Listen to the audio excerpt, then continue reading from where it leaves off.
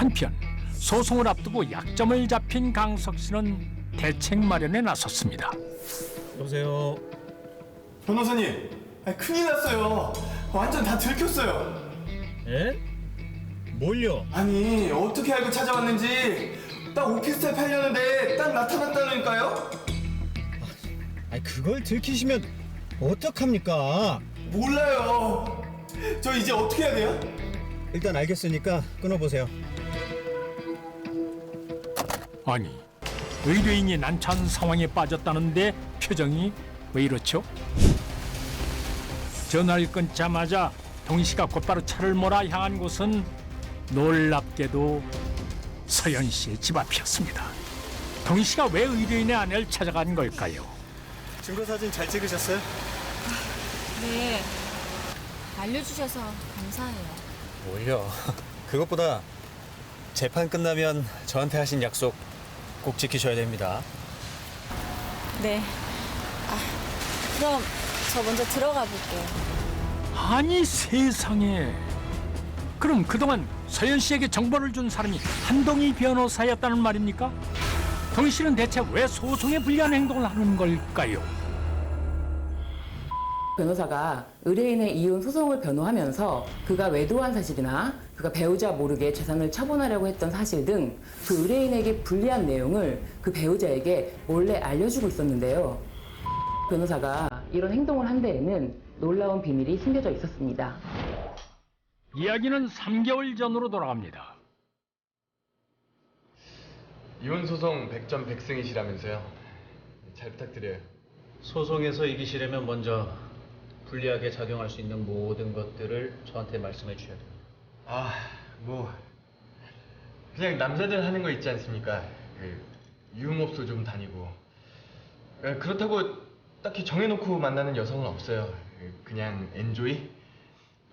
그리고 한 달에 한 2번? 친구들이랑 모여서 포커를 좀 칩니다. 혹시 부인분께서 이런 사실 다 알고 계세요? 그 여자는 아무것도 몰라요. 그리고 5년 동안 잡자리 거부한 거 본인도 귀책 사유로 인정했어요. 아무튼 돈은 한 푼도 못 주니까 양육권이라도 가지라고 하죠 뭐. 그 양육권 넘겨주면 양육비 매월 드려야 됩니다. 그래요? 그러면 안 되는데. 뭐 양육권 가져옵시다. 저 잠시 전화 좀. 여보세요, 자기야.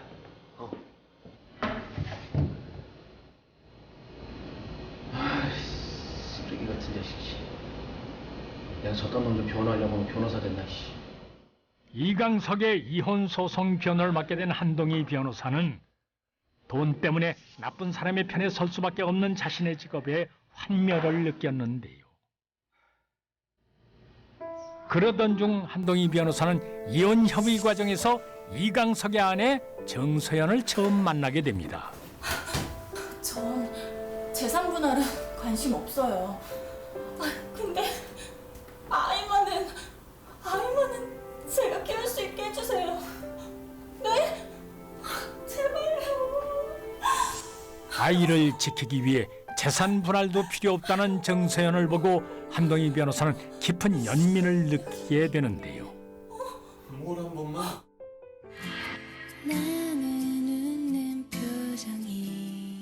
그날 이후 한동희 변호사는 큰 딜레마에 빠집니다.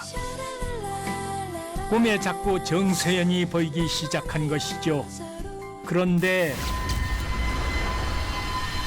당신 때문이야. 당신 때문이라고! 예. 이대로 가다가 풋도 못 받고 소송에서 질 거 뻔한데 어떡하지? 자신의 변호로 인해 정서연 씨가 불행에 빠질까 걱정한 한동희 변호사는 급기야 의뢰인 이강석 씨의 뒤를 밟기 시작합니다. 지금 남편분이 유흥업소에 출입하고 있습니다. 오셔서 증거를 남기시는 게 좋을 것 같습니다. 누구신데 저한테? 누구냐가 중요한가요? 빨리 오세요. 하지만 정서연 씨는 정체불명의 문자에 쉽게 움직이지 않았고 결국 한동희 변호사는 정서연 씨를 찾아가 자신이 문자를 보냈다는 사실을 밝히게 됩니다. 참 답답하시네요. 아, 왜 안 오셨어요? 그럼 저한테 문자 보낸 사람이 변호사님이세요? 지금 그게 중요합니까? 아니, 제가 정보를 드렸으면요, 그 자리에 오셔서 증거를 찾으셨어야죠. 아니, 재산도 아니도 다 뺏기고 싶으세요? 저한테 왜 그러세요?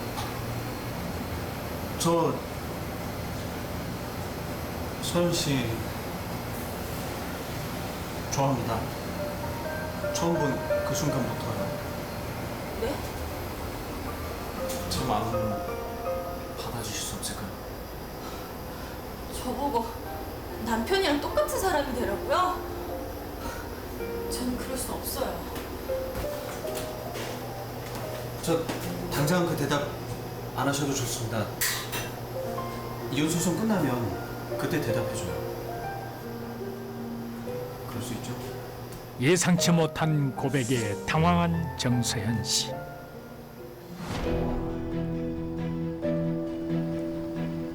결국 그녀는 남편의 변호사 덕분에 이혼 소송에서 만족스러운 결과를 얻게 되는데요.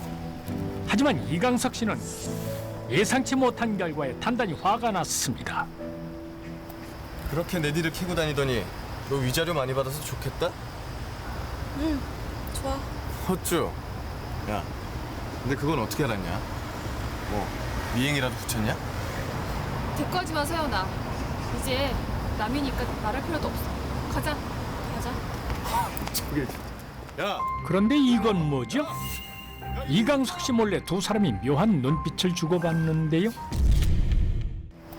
그렇게 내 뒤를 캐고 다니더니 너 위자료 많이 받아서 좋겠다? 응, 좋아. 헛쭈. 야, 근데 그건 어떻게 알았냐? 뭐 미행이라도 붙였냐? 대꾸하지 마, 세연아. 이제 남이니까 말할 필요도 없어. 가자. 가자. 저기. 야, 그런데 이건 뭐죠?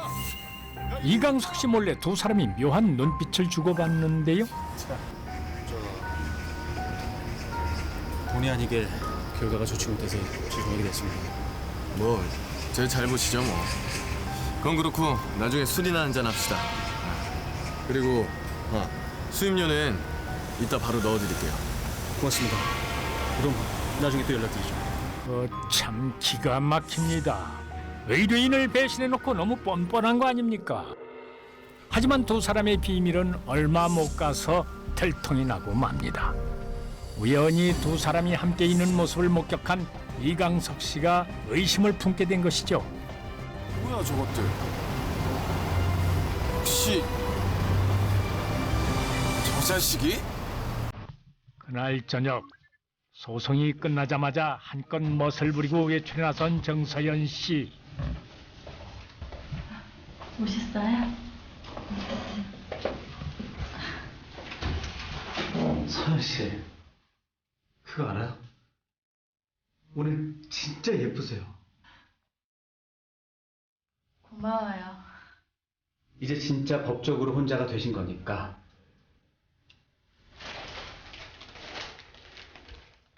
제 마음 받아주실 거죠?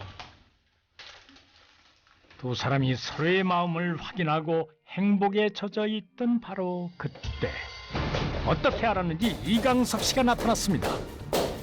뭡니까 지금?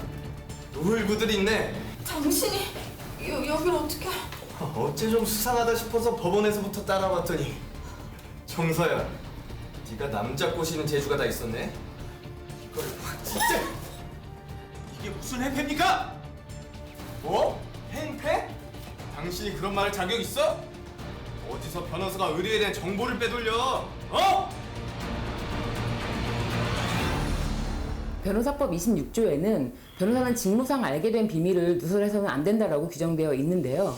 결국 의뢰인은 변호사를 서울지방변호사회에 변호사법 위반 혐의로 고발했고 현재 대한변호사협회에서 변호사에 대한 징계 절차가 진행 중입니다. 보통 이런 경우 성실 의무, 품위 유지 의무 위반에 해당되어 200만 원 정도의 과태료 처분을 받을 수 있게 됩니다. 2달 뒤 만남을 이어가던 두 사람 앞에 이강석 씨가 또 나타났습니다. 뭡니까 당신? 내 돈 내놔. 어? 내가 준 수임료 내놓으라고. 놓고 얘기해요. 그딴 짓을 해놓고 내 돈을 챙겨? 너 좋은 말로 할 때 내 돈 내놔라. 어?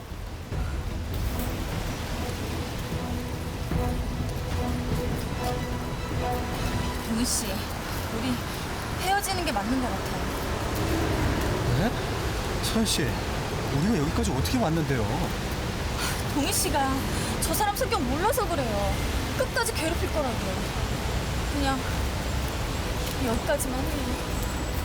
서현 씨. 겉으론 자신의 의뢰인을 위하는 척하곤 속으론 딴 마음을 먹고 이강석 씨를 배신한 한동희 변호사.